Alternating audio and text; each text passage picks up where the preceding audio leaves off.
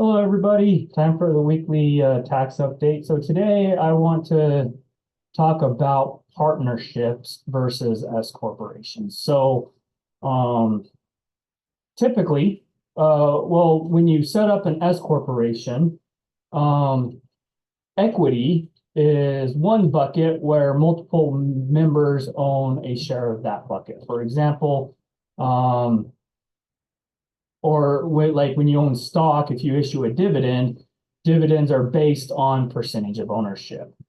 So if you have three partners and you issue a $10,000 dividend and you're equal partners, each of you are going to get 3,300 bucks roughly.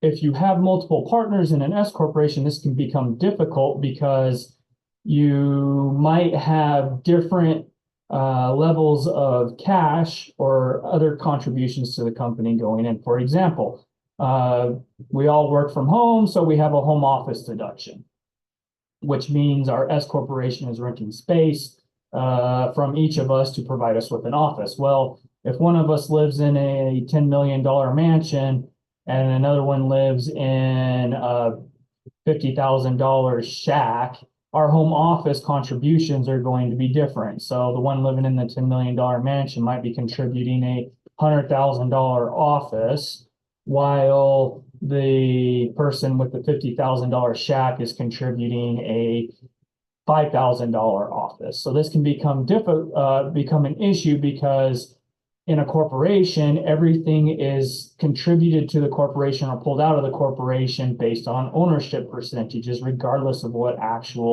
actually happened. So for example, that means we contributed $105,000 office space to this partnership or this corporation. So on paper, each of us gets half of that, regardless of the one who did the $100,000 office space and the other one did the $5,000 office space. That isn't always a big deal, but it can become a big deal if you decide to sell the corporation. Because just like when you own stock, you buy stock, that is your equity or your basis in the stock when you buy it. And then when you sell it, you get a capital gain based on the value of the seller, capital gain or loss. So the sales price minus your equity or basis in it. Well, that's how that can become an issue, because if you've contributed a more amount in cash, that's going to result in unfavorable taxes for you should you sell the corporation. Versus a partnership. So a partnership is the idea of two sole proprietors working together. So we have two separate equity buckets. So if I'm in a partnership with somebody and I have a $100,000 office I'm contributing, that only increases my equity. If I decide to take out a $10,000 dividend or distribution, it only affects my equity instead of possibly affecting my partner's equity. So that's the benefit of a partnership with multiple owners versus a corporation with multiple owners, because cash flow is never actually equal. We drive different types of vehicles. We have different types of homes. There's a lot of things that we can run through a business that are business expenses where we get unequal benefit. And even if you have like an actual dollar for dollar reimbursement program, so what you could do is you could be like, well, here's my utility bill that the corporation is covering, so I get reimbursed for that utility bill. But if I'm in that $10 million mansion, my utility bill is going to be higher, so I get reimbursed more cash versus the person in the $5,000 with the $5,000 office. So that's still unequal, but on paper, it's going to show up as basically equal. Even though cash flow doesn't meet that. So, and what we can do is we can have a multi-level ownership. And so let me pull up share my screen here.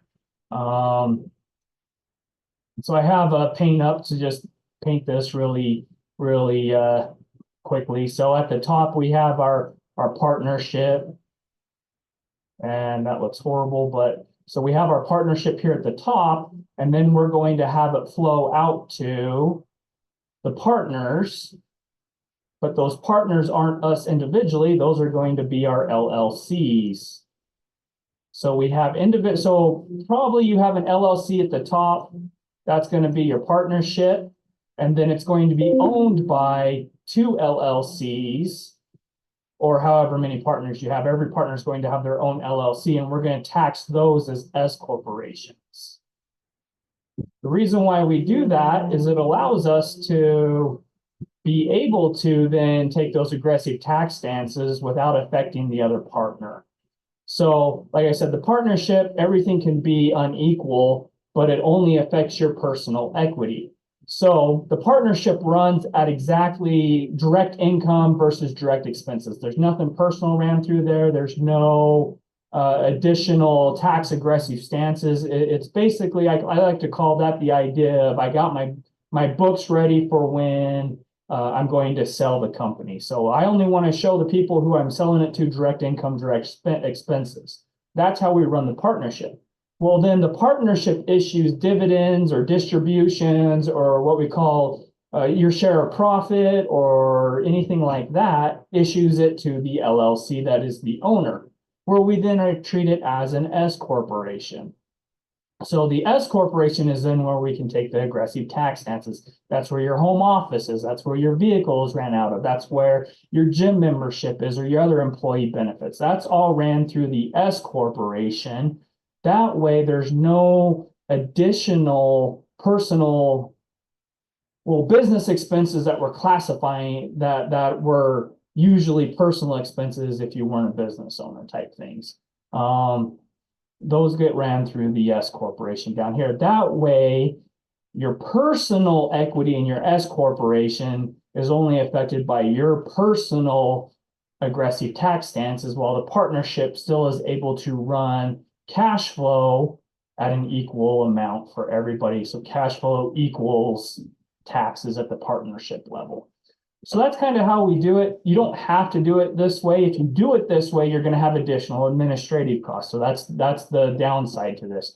You're going to have at least 3 different tax returns, a partnership tax return and 2 S corp tax returns. So there's 3 tax return preparation charges right there. You're going to have potentially 3 sets of QuickBooks, 3 different business bank accounts. So there are downsides to this structure, and that's usually an administrative cost. We've now tripled all the expenses. But the benefit is I get to take advantage of my aggressive tax stances just for me, while my partner gets to take care of theirs. So if I drive the $100,000 diesel truck, I get the advantage of that, and I don't have to split it with my partner who decided to drive the Prius. Extreme examples, but they really paint the picture. All right, so that's how we set it up. We do it that way to try to keep everything as equal and fair tax-wise as it is on paper or in actual cash flow, but it has its downside. So a lot of times what I'll do is if a client comes to us with a partnership and it's the very, their company's just starting up, probably what we'll do is we'll just create an S corp at the top with the idea that they're trying to minimize those administrative costs to begin with. And they just understand that there's going to be inequality in equity in the ownership of that S corporation. But then as it grows and they get to where they can then handle those additional administrative expenses, then we will break it up and create a partnership owned by separate LLCs. All right, so I hope this is beneficial. I hope you understand why this makes a good ownership structure for a partnership, and why I agree we need partnerships. With multiple owners, partnerships are definitely the best way to go because we're able to make cash flow equal taxes as best as possible without creating inequality in equity. But in order to take advantage of the best tax structure, we still want to pass through S corporations because that's what limits our Medicare and Social Security tax, and that's where we're able to take those aggressive tax stances. So then we pass it through those S corporations. So that's the typical ownership structure you'll see in partnerships. Partnership owned by separate S corporations for that reason. So that's kind of where I wanted to go today. If you have any questions or comments, feel free to comment below and I'll get back to you. Thank you.